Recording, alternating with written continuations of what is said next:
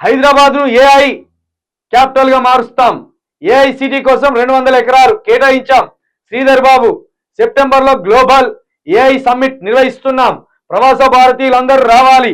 అట్లాంటాలో నిర్వహించిన ఆటా business seminar లో మంత్రి. మరి ఇది ఏ రకమైన ప్రణాళిక, ఏ రకమైన రూపకల్పన చూడాలి. ఏఐసిటీ కోసం 200 ఎకరాలు కేటాయించిందట. అంటే కొన్ని సిటీల ఆర్థికంగా రెవెన్యూ వచ్చే సిటీలను నిర్మిస్తారు. కొన్ని సిటీలను నిర్మించి దాని ద్వారా రెవెన్యూ పెంచుతారు. అక్కడ కొన్ని పరిశ్రమలు నెలకొల్పడము, అక్కడ కొన్ని రకాలైన లేకపోతే రియల్ ఎస్టేట్ వ్యాపారం పెంచడము, కొన్ని పరిశ్రమలు పెట్టి ఉద్యోగాలు కల్పించడము, ఇట్లా కొన్ని సిటీలను నిర్మిస్తుంటారు అన్నట్టు ప్రభుత్వాలు ఎప్పటికప్పుడు. అంతకుముందు మనకు హైదరాబాద్, సికింద్రాబాద్ ఉండే. దానికి అనుగుణంగానే ఒక హైటెక్ సిటీని, ఒక ప్రాంతాన్ని నిర్మించారు, ఒక గచ్చిబౌలిని నిర్మించారు, ఒక సైబరాబాద్ని నిర్మించారు.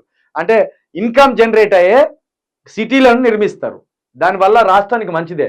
మరి వీళ్లకు ఎలా 200 ఎకరాలతోటి ఒక కొత్త సిటీని, ఏఐ సిటీని నిర్మిస్తామని ఇక్కడ శ్రీధర్ బాబు చెప్తున్నాడు. ఇది నిర్మిస్తే మంచిదే.